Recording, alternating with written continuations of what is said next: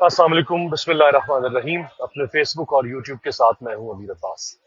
Declan wash کی پاکستان کے بارے میں ایک سنسنی خیز کتاب ہے۔ اس کتاب میں کیا لکھا ہے وہ میں نے آپ کے سامنے رکھنا ہے۔ پاکستان میں دی گارڈین اور نیو یارک ٹائمز کے لیے 12 سال تک پاکستان سے رپورٹنگ کرنے والے ڈیکلن واش کی یہ کتاب ہے، جس کتاب کا نام ہے 9 Lives of پاکستان۔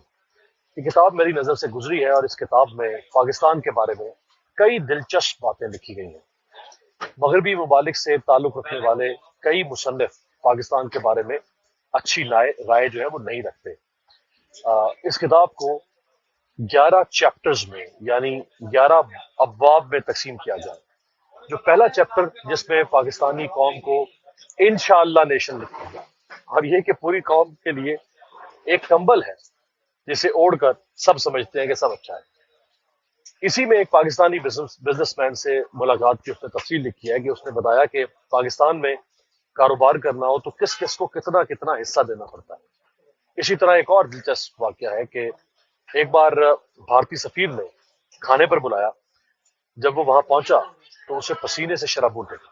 اس نے کہا یہ خفیہ والوں نے بجلی کاٹ دی، اور ساتھ ہی کہا کہ پریشانی کی کوئی بات نہیں، نئی دلی میں ان کے ساتھ ہم بھی یہی کرتے ہیں۔ دوسرا چیپٹر جسے ریڈ زون کا نام دیا ہے، اس میں لال مسجد آپریشن کی تفصیلات لکھی ہے کہ کیسے جب لال مسجد کی طالبات نے چینی لڑکیوں کو یرغمال بنایا تو اس پر چین نے ناراضگی کا اظہار کیا۔ چینی حکومت نے وزیر داخلہ اس وقت جو تھے آفتاب شیرپا، ان کو سخت باتیں سنائیں۔ پرویز مشرف کی جب چینی صدر ہوجن تاؤ سے ٹیلی فون پر بات ہوئی تو مشرف نے کہا کہ جو ہوا ہے میں اس پر شرمندہ ہوں۔ اسی چیپٹر میں مولانا عبد الرشید غازی کے بارے میں بھی لکھا ہے کہ وہ یونائٹڈ نیشنز کے خرچے پر HIV کے یعنی ایڈز کے پھیلاؤ کو روکنے والے وفد کے ساتھ ساؤتھ افریقہ گئے، اور وہاں ایک بریفنگ کے دوران یونائٹڈ نیشنز کی نمائندہ خاتون سے پوچھا انہوں نے ڈلڈو کیا ہوتا ہے۔ یہ مولانا صاحب پوچھ رہے ہیں بقال ڈیکلن واش کے۔ تیسرا چیپٹر قائد اعظم کے بارے میں ہے، جس میں ایک واقعہ لکھا ہوا ہے کہ ایک بار دوران سماعت انگریز جج نے قائد اعظم کے دلائل پر کہا کہ ربش،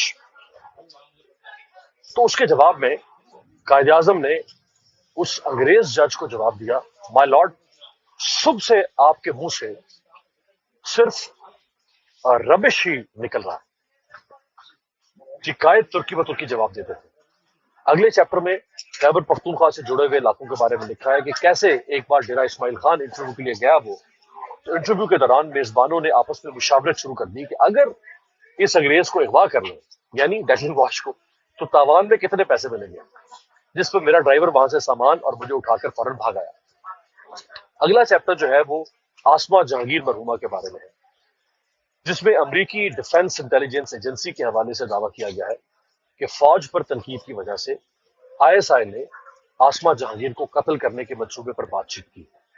یہ اطلاع ملنے کے بعد آسما جہانگیر نے سب کے مشورے کے باوجود بیرون ملک جانے سے انکار کر دیا، لیکن بلٹ پروف گاڑی خرید لی اور ISI پنجاب کے سربراہ کے ساتھ معلومات شیئر کی، جنہوں نے پھر تحقیقات کا وعدہ کیا۔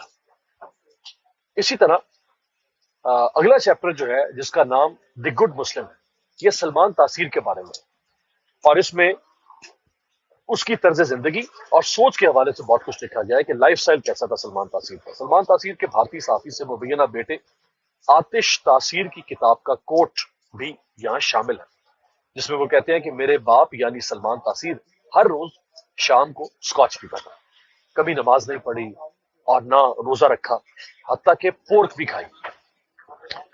اگلا چیپٹر کرنل امام سے متعلق ہے، یعنی امریکی صحافی پاکستان میں ہر اس شخص کے پاس پہنچا جس کے بارے میں اسے گمان تھا کہ اس کے پاس اندر کی خبریں ہوں گی۔ یہی ایک اچھے صحافی کی نشانی بھی ہوتی ہے۔ کرنل امام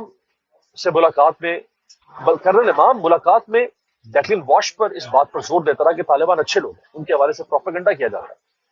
جب وہ چینل 4 کے صحافی اسد قریشی اور خالد خواجہ کے ساتھ وزیرستان گیا تو تب بھی یہی مقصد تھا کہ TTP کی لیڈرشپ کو پاکستان سے مذاکرات پر راضی کرنا تھا، لیکن انہوں نے پکڑ لیا اور پھر کرنل امام کو حکیم اللہ محسود نے اپنی آنکھوں کے سامنے قتل کرایا۔ اسی چیپٹر میں ISI کے حوالے سے کافی تنقیدی باتیں بھی لکھی ہیں کہ خوف ISI کا اصل ہتھیار ہے، باقی اس کے طریقہ کار اور قابلیت کے حوالے سے مبالغہ رائی زیادہ ہوتی ہے۔ یہ برطانوی MI6 اور امریکی CIA کی طرح پروفیشنل ایجنسی نہیں ہے، اور اس کے تجزیہ کا معیار بھی اچھا نہیں ہے، بلکہ جیسے سرد جنگ یعنی کولڈ وار میں سوویت یونین والے ایک ہی اینگل سے ہر چیز دیکھتے تھے، ISI والے بھی ایسے ہی کرتے ہیں۔ میں اس بات سے کافی حد تک اتفاق نہیں کرتا، کیونکہ میرے پاس بھی کچھ معلومات ہے پھر کبھی سے۔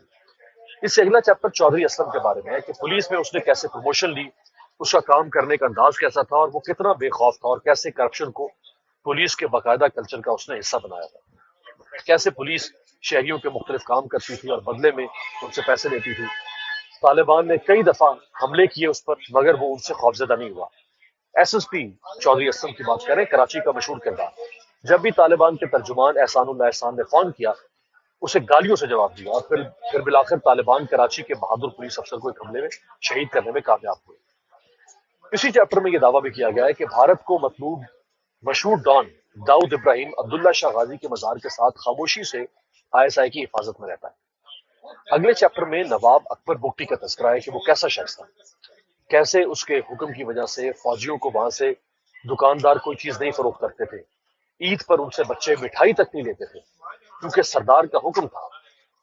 نواب اکبر بگٹی کی شہادت کے بعد برام داغ بگٹی فرار ہو کر افغانستان پہنچا، تو وہاں صدر حامد کرزئی کی سرکاری گاڑی میں اسے ریسیو کیا گیا، اور پھر امر اللہ صالح نے اسے بیرون ملک فرار ہونے میں مدد کی۔ امر اللہ صالح جو بعد میں خود بھی بھاگ گیا۔ اگلا چیپٹر ناپسندیدہ سرگرمیوں کے نام سے ہے، جس میں ڈیکلن واش نے اپنی کہانی لکھی ہے کہ کیسے وہ بلوچستان گیا تو اس کے بعد اچانک ہی اسے پاکستان چھوڑنے کا حکم دے دیا گیا۔ یہ بھی کہانی اس نے گھڑی ہے کہ اچانک مجھے ایک بندے کی میل آئی کہ ملاقات کرنا چاہتا ہوں۔ وہ ISI کا ایک سابقہ ملازم تھا، تو اس نے بتایا کہ میری کہاں کہاں جاسوسی کی گئی اور مجھے اس طرح نکالنے کا حکم دیا گیا۔ ڈیکلن واش کی کتاب، اس کتاب میں بھی ISI سے متعلق وہی کچھ لکھا گیا ہے جو مغرب کے ہر شخص کی سوچ ہے کہ یہ لوگ ہر کہیں موجود ہوتے ہیں ISI میں، انہیں کوئی قانون نہیں روکتا۔ پاکستانی ہوٹلوں، ایئرپورٹس پر سیکیورٹی گارڈ سے لے کر عملے کے مختلف روٹ تک دراصل یہی لوگ موجود ہوتے ہیں جن کا کام ہر وقت ہر کسی پر نظر رکھنا ہوتا ہے۔ یہ غلط ہے، یہ اس نے مبالغہ رائے کیا، اور یہ جو ویسٹ ہے مغرب میں خاص طور پر ISI کے بارے میں یہ پروپیگنڈا کیا جاتا ہے۔ ISI اسی طرح سے اپنے ملک کے لیے کام کرتی ہے جیسے کسی بھی ملک کی سیکورٹی ایجنسی کام کرتی ہے۔ کیا CIA نہیں کرتی ہوگی؟ کیا MI5 نہیں کرتی ہوگی؟ کیا رو نہیں کرتی ہوگی؟ کیا خاد نہیں کرتی ہوگی افغانستان کی؟ کیا جو اسرائیلی ایجنسی ہے موساد وہ نہیں کرتی ہوگی؟ تو ISI بھی اپنے پاکستان کے تحفظ کے لیے اس طرح کام کرتی ہے۔ لیکن ISI جو کہ بہت کمال کیا، اور اس نے دنیا کے لیے دنیا پر ایک حبہ قائم کر رکھا ہے، لہٰذا اس کے بارے میں ایک پروپیگنڈا بھی ہوتا ہے۔ یہ ڈیکلن واش کی کتاب کی کچھ دلچسپ باتیں تھیں جو آپ کے سامنے رکھی ہیں۔ اگلی ویڈیو کے ساتھ کچھ نئی معلومات، کتاب، تاریخ، جغرافیہ، سفر، علم اس کے ساتھ حاضر ہوں گے۔ اگر آپ نے چینل سبسکرائب نہیں کیا تو اس کو سبسکرائب بھی کریں، بیل آئیکن پر کلک بھی کریں۔